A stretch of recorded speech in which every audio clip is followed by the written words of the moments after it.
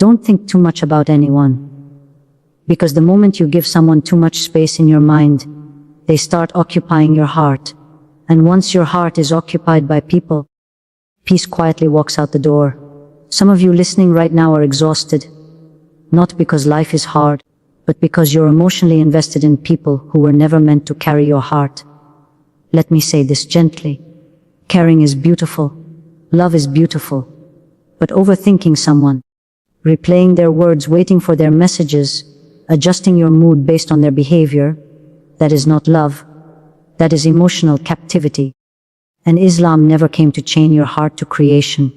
Before we go deeper, if this kind of reminder brings calm to your soul, take a second and subscribe. This channel exists to help you breathe again, to remind you where peace actually lives. You don't want to miss what's coming next. Here's the truth many of us learn the hard way. People change, feelings shift, attention fades, and when your heart is tied to people, every change feels like a personal earthquake. But Allah never changes. And that's why trusting people with your heart will always feel risky, while trusting Allah never will. I once met a sister who said, "I don't know why I feel so anxious all the time." After listening to her, it became clear. Her happiness depended on how others treated her. One message could lift her. One silence could break her. Her heart was living in other people's hands. And that's a dangerous place for something so precious. Allah did not create your heart to be passed around emotionally. Your heart was designed to rest with Him. People were meant to be part of your journey, not the destination. Think about this. The more you overthink someone, the more power you hand them. Power over your mood, your focus, your peace. And most of the time, they have no idea they're holding it. Protecting your heart doesn't mean becoming cold. It means becoming conscious. You can love people deeply without drowning in them. You can care without obsession. You can show kindness without self-abandonment. Islam teaches balance, not emotional extremes. When Allah is your anchor, people become additions, not necessities. Their presence becomes a gift, not a requirement for your happiness. And suddenly, disappointment loses its grip. Ask yourself this honestly. Who occupies your thoughts the most?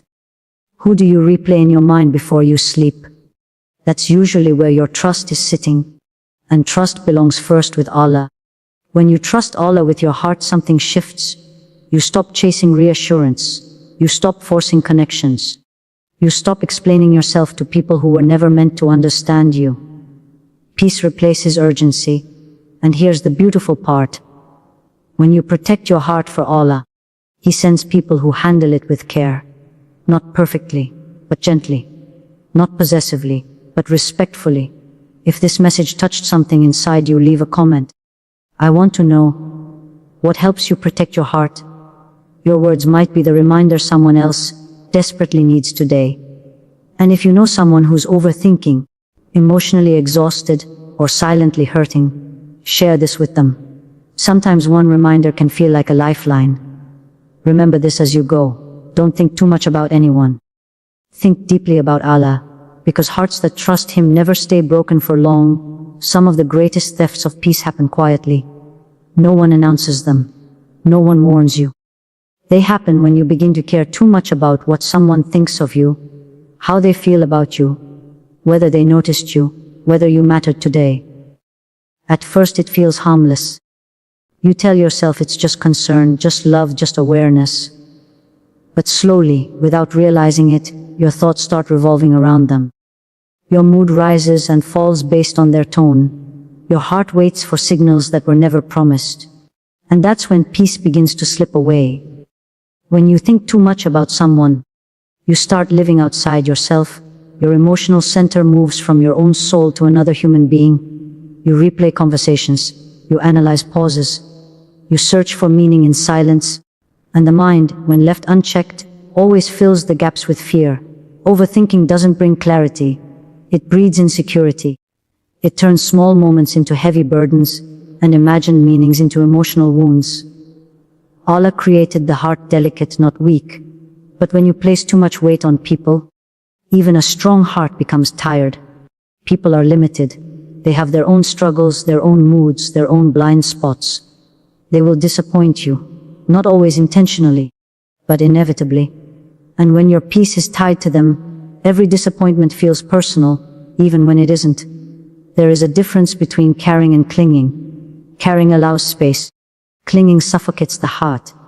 When you think too much about someone, you begin to shrink yourself. You watch your words, you second-guess your reactions. You hold back your truth.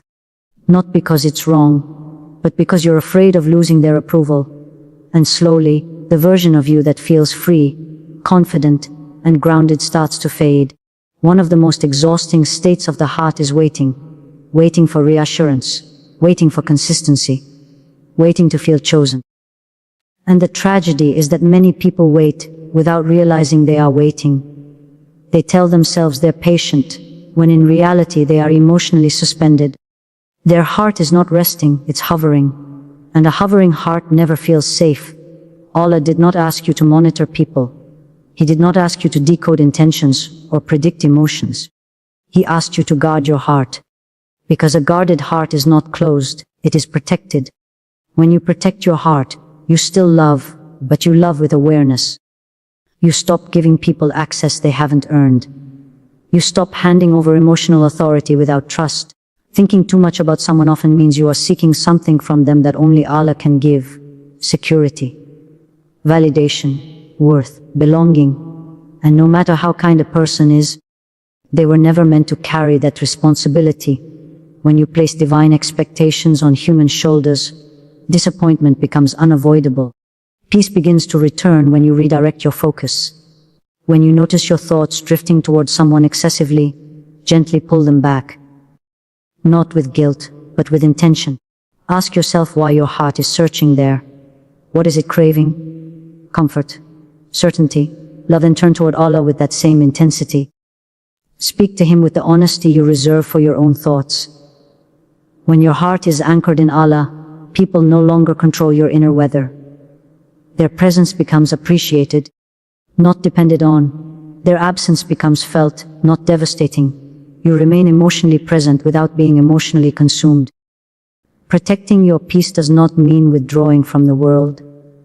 It means refusing to let the world occupy the space inside you that belongs to Allah alone. Attachment becomes dangerous when it is formed without awareness.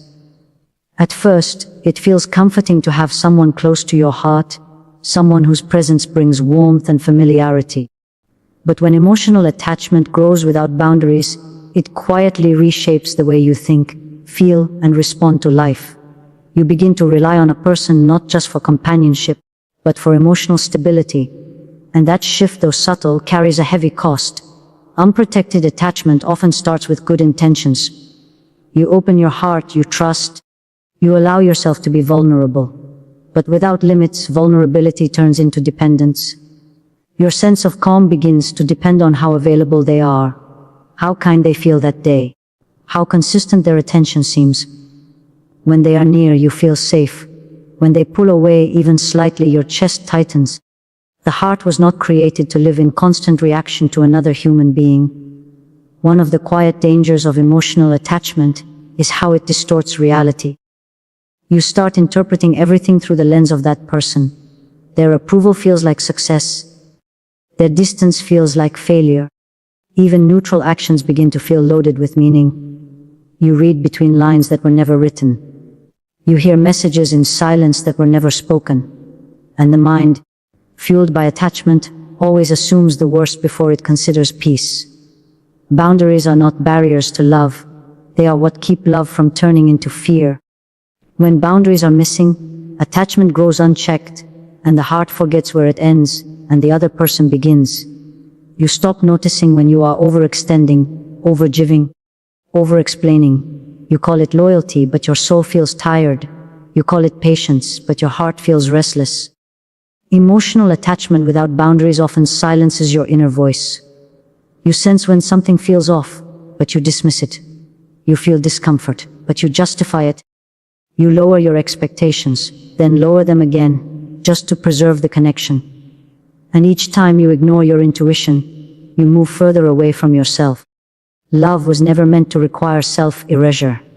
There is also a spiritual cost to unchecked attachment. When the heart clings too tightly to creation, it begins to loosen its grip on the Creator, not intentionally, but gradually. Does become focused on people instead of guidance. Worship becomes heavier because the heart is preoccupied. Trust shifts quietly from Allah to outcomes, from divine wisdom to human behavior. Islam teaches connection, not consumption. You are allowed to love deeply, but you are also commanded to protect your heart. Protection does not mean suspicion. It means clarity. It means knowing what belongs to Allah and what belongs to people. Your worth belongs to Allah. Your security belongs to Allah. Your emotional grounding belongs to Allah. When boundaries are present, attachment becomes healthy. You can be close without being consumed. You can care without losing yourself. You can give without emptying your soul. Boundaries remind you that another person is a blessing, not a lifeline. They are a companion on your path, not the source of your stability. Many hearts suffer not because they loved, but because they loved without limits. They mistook intensity for sincerity. They believed constant emotional access meant connection. But real connection respects space. It allows breathing room. It does not demand emotional availability at the expense of peace. When you begin to set boundaries, the heart initially resists. It fears loss. It fears distance. But over time something shifts. The heart becomes calmer. The mind becomes quieter. You stop feeling emotionally exposed all the time. You feel held not by a person, but by a deeper sense of trust. The silent danger of emotional attachment without boundaries is not that people leave, but that you forget how to stand on your own heart. Overthinking people has a way of quietly weakening trust in Allah. It doesn't happen all at once. It happens in small moments, in repeated thoughts, in mental loops that seem harmless at first. You replay what someone said. You imagine what they might be thinking.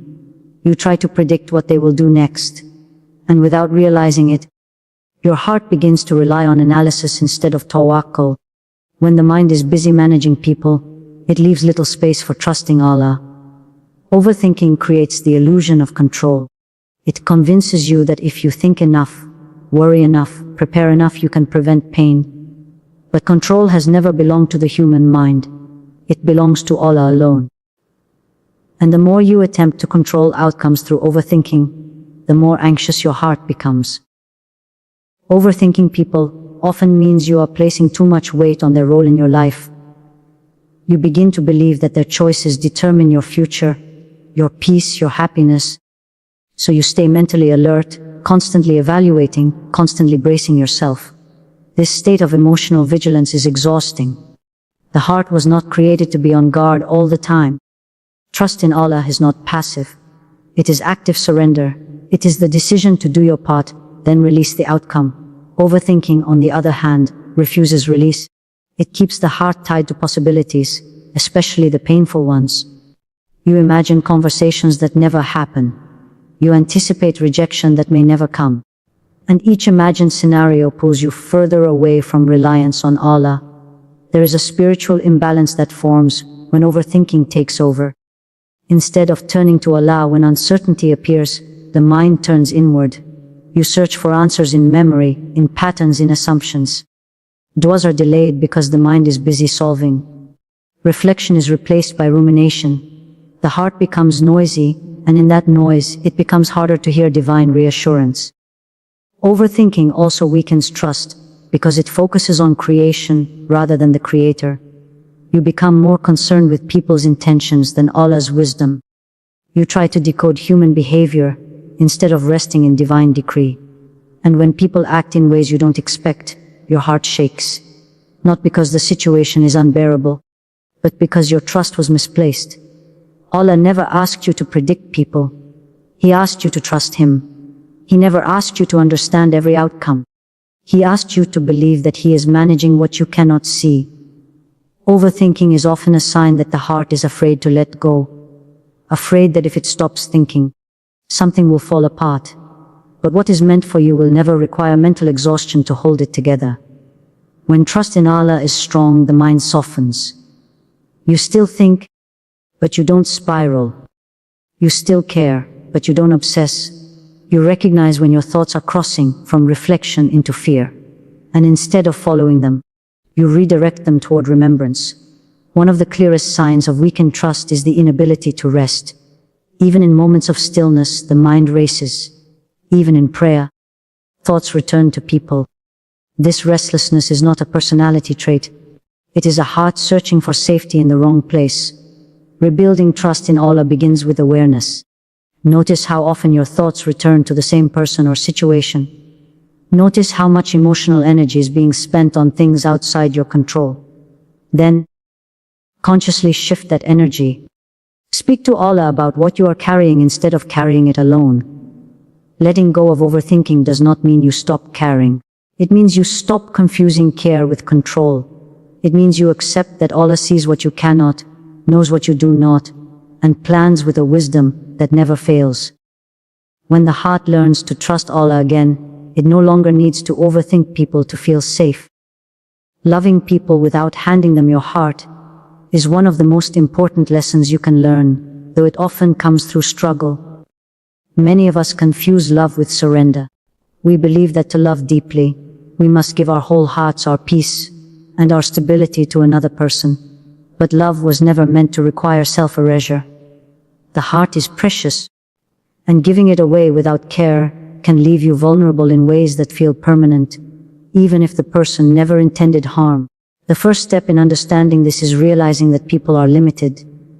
No matter how kind, loyal, or caring someone is, they are human. They have moods, distractions, and their own priorities. Their presence can be supportive, but it is not guaranteed to be consistent. When you hand your heart fully to someone else, you are giving them power to affect your inner world far beyond what they were ever meant to hold. This is where pain often begins, not from their actions, but from the expectations your heart carried.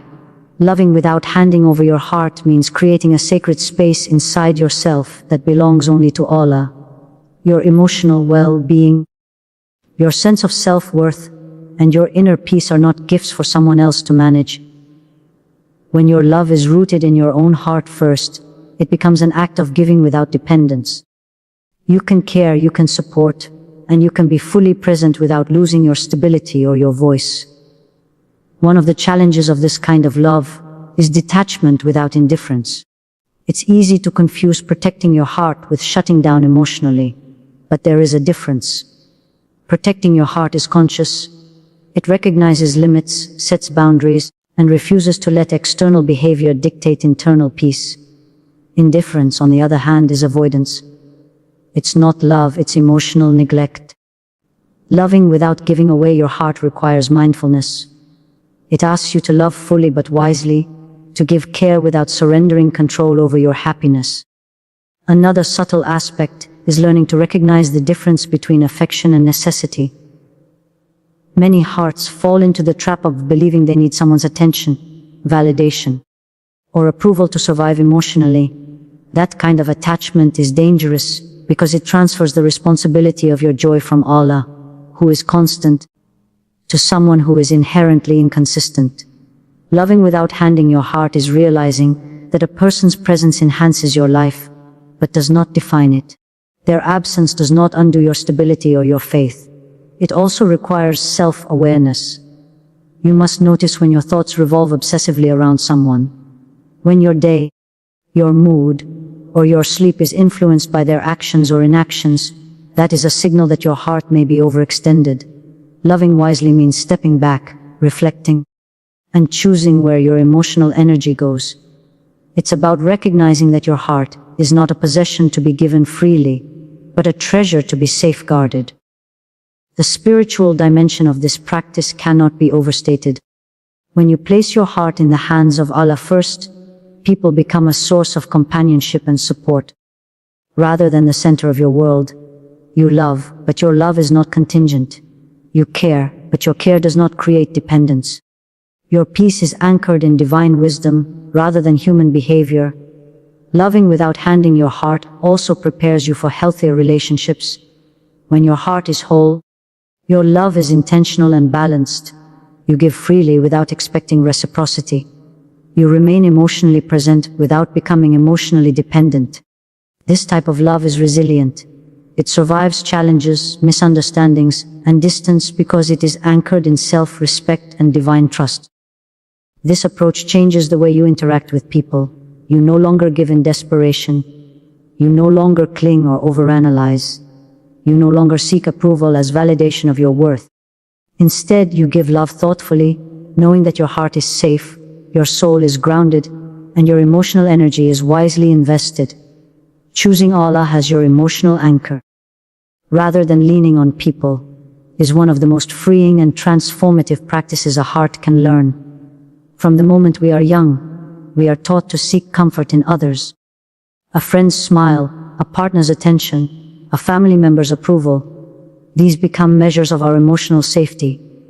And while human connections are beautiful and necessary, placing them at the center of your emotional world often leads to disappointment. People are limited. They change, they forget, they fail. But Allah is constant, unchanging, and perfectly aware of what your heart needs before you even